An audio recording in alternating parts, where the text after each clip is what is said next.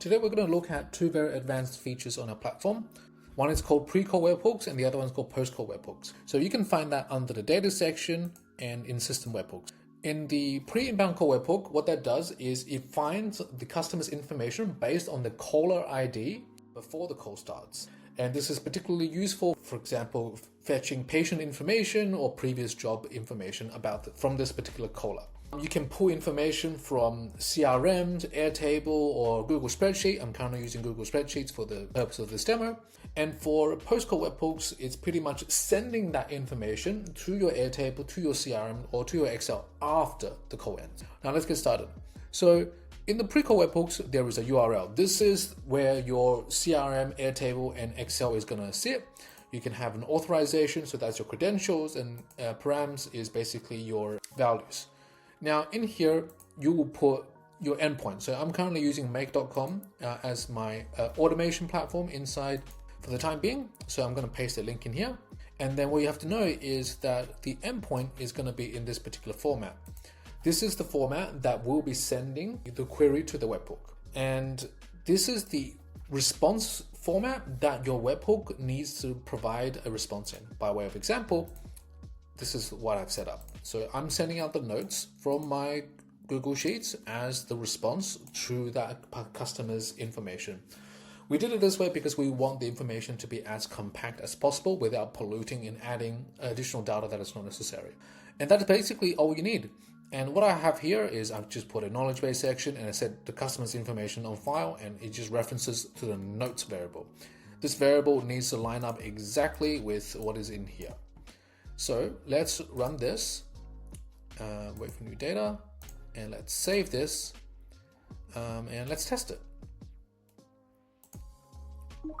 So I'm role playing here as a caller. Thank you for calling Ultimate Plumbing. How can I help you today? I'm role playing as a caller who had a plumber come through and didn't fix the problem and getting another plumber back. Hey, I had someone come to my house and they said they will actually come back to fix the issue that they didn't end up having enough time for. Can you tell me when they would actually come back? Yeah, let me check. So it looks like the plumber came out to your place on March the 8th and had a look at your sink. They're set to come back again on March 20th, so that'd be next Friday. Is there anything else you want to know about that, or anything else I can help with? Oh no, that's all fantastic. Thank you so much. So basically, it has full context awareness of the date and time, and it's able to respond that correspondingly through the pre-call webhooks without ever needing to access your CRM. Because we already know, without having the need to access your CRM in real time, because we already know and have all the caller's information on file ready to go. So that's the pre-call webhooks. Now let's talk about the post-call webhooks. Post-call webhooks is a little bit more straightforward. So by default, it will send you a very large packet of all the information that has happened on the call. And you can customize that in many different ways. You can customize the different header variables. I'm going to keep everything default for the time being. Most people will use some sort of middleware to process this information before updating in the CRM. So for this example, I'm going to use a webhook site to show you guys what it looks like in terms of the post-call variables. Paste that here. So copy that here. And then I'm going to paste it in post-call webhooks. And I'm going to press save. And so what's going to happen now is after the call ends, you'll send all my call information to this website. So let's give it a test. So let me run my automation again.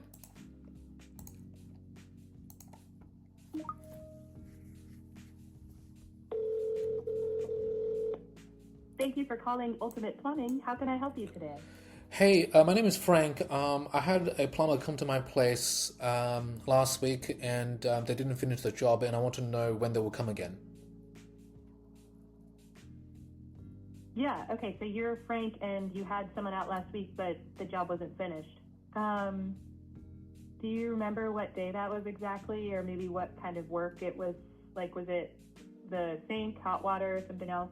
Just helps me check for you. Yeah, it was, I think on March the 8th, and it was for a sink. Right, okay, March the 8th for the sink. Let me check. Yeah, so it looks like the plumber came out to look at your sink on March the 8th, and they're actually scheduled to come back again on March 20th. So, that's their next visit. Is there anything else you wanted to check on, or does that cover it for you? Yeah, no, that's all. Thank you so much. Bye for now. So now it will take a while for the call information to come through. Great. Now we have all the information that is coming through. So let me just run my automation so it gets the information, and I'll make another call.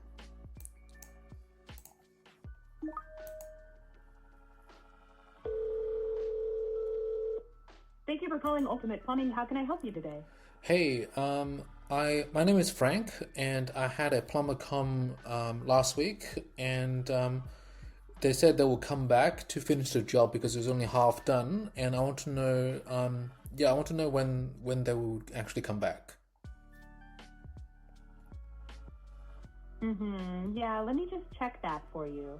So you said your name's Frank, and you had a plumber out last week. That was for a job that hasn't been finished yet, right? Do you happen to remember what date they were out or what work they were doing? Just helps me pull up the right info. Yeah, it was on March the 8th. It was for a sink. Right, so March the 8th for a sink issue. Let me see. So, looks like after that visit, the plan was for the plumber to come back out again on March 20th to finish up. So that's next Friday. Does that help, or were you hoping to get it done sooner?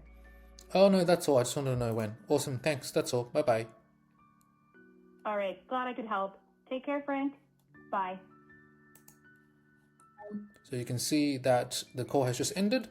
We'll now wait for the webhook to come through. It will take about 5 to 10 seconds.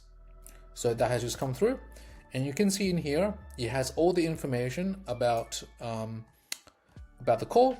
It told me all the variables that were sent through, all the individual turns that happened during the call, and you can see the full transcript in here as well.